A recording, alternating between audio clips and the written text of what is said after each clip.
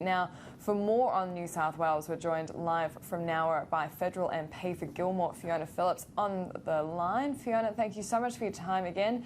We've spoken to you a few times now about what's been happening on the South Coast. How are you faring today?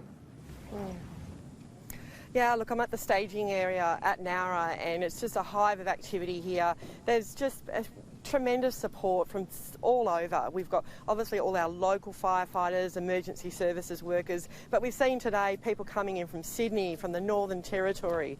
It is unbelievable the support that people are providing, and I just want to say thank you to them. This has just been the most testing time over the past month. You know, this just hasn't happened overnight. This fire has been going for so long. It is so big, and I just want to say thank you to everyone. Now, Fiona, we've seen this vision of Scott Morrison really being abused by locals on the South Coast who say that he's not doing enough for the fire situation. Andrew Constance says that he got what he deserved when he went to the fireground. Do you agree? Oh, look, I think people have made it pretty clear here to me that the fires are at the front of their mind.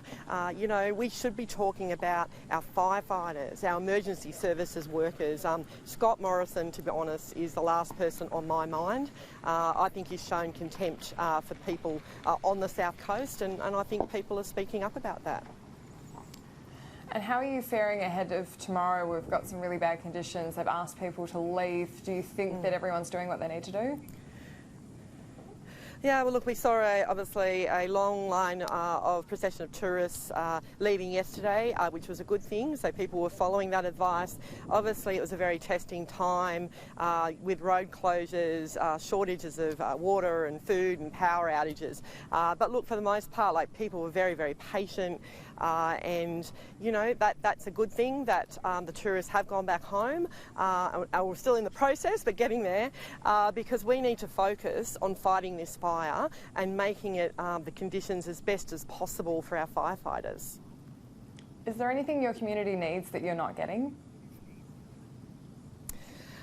Yeah, look, I think the thing is people are getting tired. I have the utmost confidence. We've got a great incident controller and team here. Whatever they want, they are getting. So I think that's really important. Obviously, I think as this gets more protracted and goes on, we're going to need more resources for sure. And how are people faring it just emotionally? We've seen tensions running really high. People are exhausted. This has been an extraordinarily long bushfire season and still longer to go. Are people getting quite fatigued?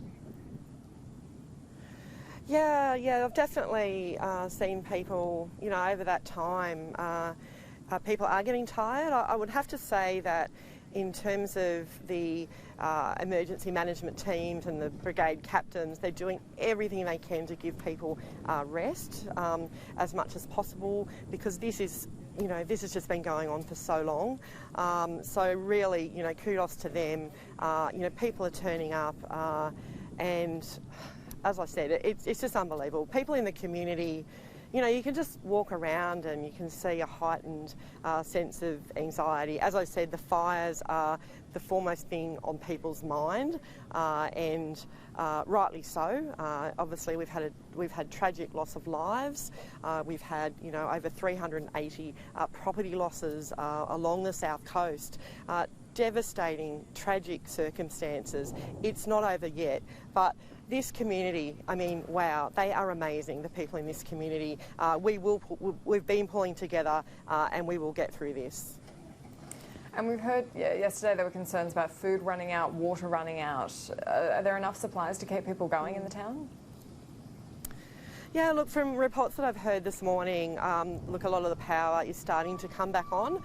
So some of those shops are obviously getting supplies back in and things. So, look, it is going to take a bit of time, and that whole recovery process has started, and it'll be ongoing as well.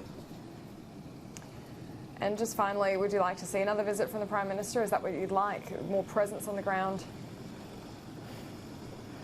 Look, I just think that, you know, Scott Morrison, you know, this is should be a national emergency, and it needs a national response. You know, he needs to fix that. Fiona Phillips, thank you so much for your time live there from the fire ground. We appreciate just how tough it's been for you over these past few days and hope you do get to have some reprieve over the weekend instead of those drastically forecast conditions. Thank you.